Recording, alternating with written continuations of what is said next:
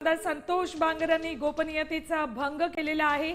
मतदान करताना आपण कुणाला मतदान करतोय याचा व्हिडिओ शूट त्यांनी केलाय आणि एखाद्या लोकप्रतिनिधीकडून अशा पद्धतीने गोपनीयतेचा भंग करण्यात आलाय। मतदान करत असतानाचाच व्हिडिओ त्यांनी मोबाईलमध्ये शूट केलेला आहे। मोबाईल फोन खरं तर मतदान केंद्रात घेऊन जाण्याला बंदी आहे, असं असतानाही स्वतः ते मोबाईल घेऊन गेले आणि मतदान करत असतानाचा व्हिडिओ सुद्धा त्यांनी शूट केला आहे। आता या संदर्भात निवडणूक आयोग त्यांच्यावर काही कारवाई करणार का याकडे सगळ्यांचं लक्ष लागलेलं आहे। मतदान करत असतानाचा व्हिडिओ त्यांनी शूट केला आहे आणि त्यानंतर आपण मतदान केल्याचं त्यांनी दाखवलंय।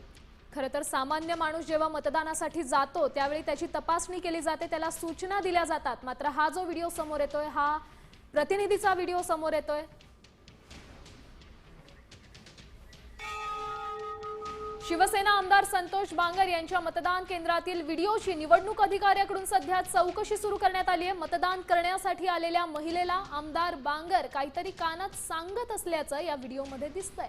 हिंगोलीचे निवडणूक अधिकारी समाधान घुटुकडे यांनी ही चौकशी सुरू केल्याची आता सध्या माहिती समोर येते। संतोष बांगर हे कायम वादाच्या भोवऱ्यात अडकलेले असतात आणि आता पुन्हा एकदा हा वादग्रस्त व्हिडिओ।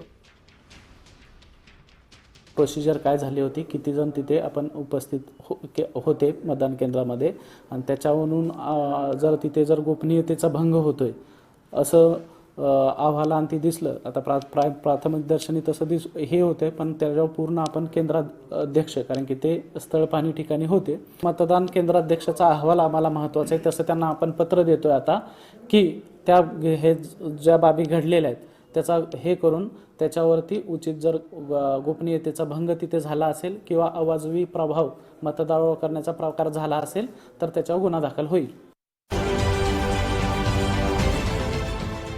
देश विदेशातील प्रत्येक घडामोडींचे लाईव्ह अपडेट मिळवण्यासाठी आता साम टीव्हीच्या सर्व सोशल मीडिया प्लॅटफॉर्मला लाईक, फॉलो आणि सबस्क्राईब करा।